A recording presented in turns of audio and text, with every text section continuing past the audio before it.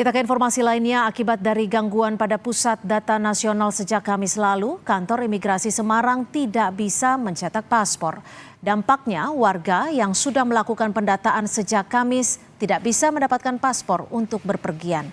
Kantor imigrasi kelas 1 Semarang mulai didatangi masyarakat yang hendak membuat paspor untuk perjalanan ke luar negeri. Pasalnya, sejak Kamis lalu, server pusat data nasional mengalami kerusakan yang berimbas tidak bisa mencetak paspor untuk masyarakat. Hingga saat ini, saudara, kantor imigrasi kelas 1 Semarang masih menunggu informasi dari kantor imigrasi pusat terkait kembali aktifnya server di pusat data nasional. Sebelumnya saya mengucapkan permohonan maaf yang sebesar-besarnya terhadap permohonan paspor di kantor imigrasi Semarang, di mana pada hari Kamis pelayanan paspor di kantor imigrasi Semarang terganggu. Kalau untuk pengambilan, jujur proses yang 4 hari itu juga bisa kami janjikan. Namun kalau sudah datang ke kantor imigrasi untuk pengambilan, tapi memang paspornya belum selesai, nanti akan kami sampaikan kapan bisa diambil setelah sistem ini berjalan normal. Sementara itu, terhitung sejak 23 Juni lalu, proses keimigrasian di Bandara Juanda, Sidoarjo, Jawa Timur sudah berangsur normal. Namun saat ini, pihak imigrasi masih melakukan proses pemulihan sistem keimigrasian terkait dengan proses cetak paspor dan juga penerbitan paspor. Lantaran pihak imigrasi masih harus memastikan sistem keimigrasian pulih seperti sedia kala akibat pusat data nasional yang down. Jari manis.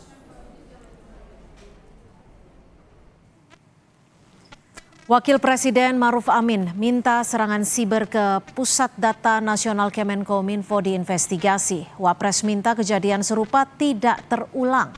Kata Maruf Amin, Kementerian Kominfo dan Badan Siber dan Sandi Negara (BSSN) tengah menginvestigasi peretasan terhadap Pusat Data Nasional Kemenkominfo.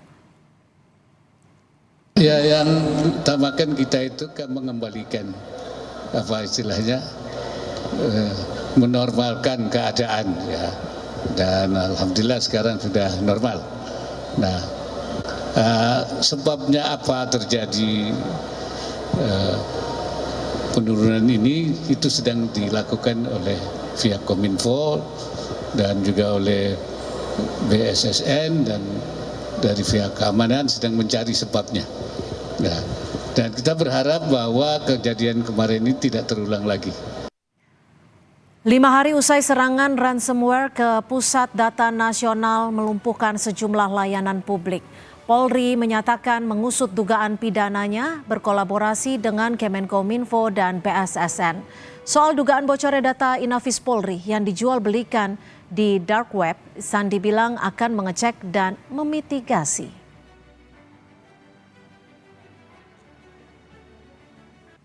Polri akan berkolaborasi dengan stakeholder terkait lainnya untuk menangani kejadian-kejadian yang saat ini sedang terjadi.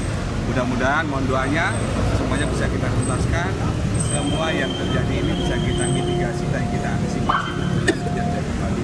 Kita akan bekerja terus dengan stakeholder terkait, yaitu dari Kemenkominfo, BSSN maupun yang lainnya. Ya. Pak, kalau server Inafis juga katanya kena hack, Pak, itu benar nggak, Pak? Nanti kita mitigasi, kita cek kembali. Karena kebetulan ini menjadi isu-isu yang lagi menarik saat ini. Yang pasti bahwa Polri akan bersama dengan stakeholder lainnya untuk bisa. Menkominfo Budi Aris Setiadi menyebut tak akan membayar uang tebusan 8 juta dolar atau setara 131 miliar rupiah untuk pelaku serangan siber ke server PDN. Budi Ari enggan menjelaskan mengapa server PDN bisa dibobol ransomware. Sekalipun kena serangan siber, Budi Ari menyangkal jika sistem proteksi pusat data nasional disebut lemah. Tunggu aja. Yang bertanggung jawab siapa jadinya, Pak? Ya nanti kan lagi diurus sama tim terkait. Ya. Emang selama itu Pak ya sistemnya Pak ya? Bisa Enggak juga emang ini. Pemerintah akan bayar. Lalu bagaimana Pak? Enggak akan. Tidak akan. Lalu bagaimana memulihkan? Dia tunggu aja. Ini kan lagi di ini. Yang penting pusat layanan untuk publik udah bisa kita atasi. Ya? Tapi apakah ada data masyarakat Pak yang tersebar nantinya? Enggak. Apakah ada jamin Pak? Kita harus jaga. Tapi ya? bagaimana evaluasinya Pak? Biar Pakar keamanan siber Alphonse Tanujaya menilai serangan siber ke server pusat data nasional Kemenkominfo terjadi saat karena ada celah keamanan yang belum sempat ditambal, sehingga ransomware bisa mengambil alih mesin server. Agar tak terulang, Alphonse menyarankan setiap lembaga yang menggunakan server PDN memiliki data cadangan sehingga layanan bisa cepat pulih. Saya rasa kemungkinan terjadi ada celah keamanan yang belum sempat ditambal, yang baru ya, zero day vulnerability, lalu penyerangnya mengirimkan skrip dan skripnya jalan langsung mengencrypt semua virtual mesin yang ada di PDN sehingga mengakibatkan chaos seperti ini. Dan belajar dari pengalaman ini, mungkin setiap lembaga dan institusi yang memanfaatkan PDN disarankan memiliki backup sendiri.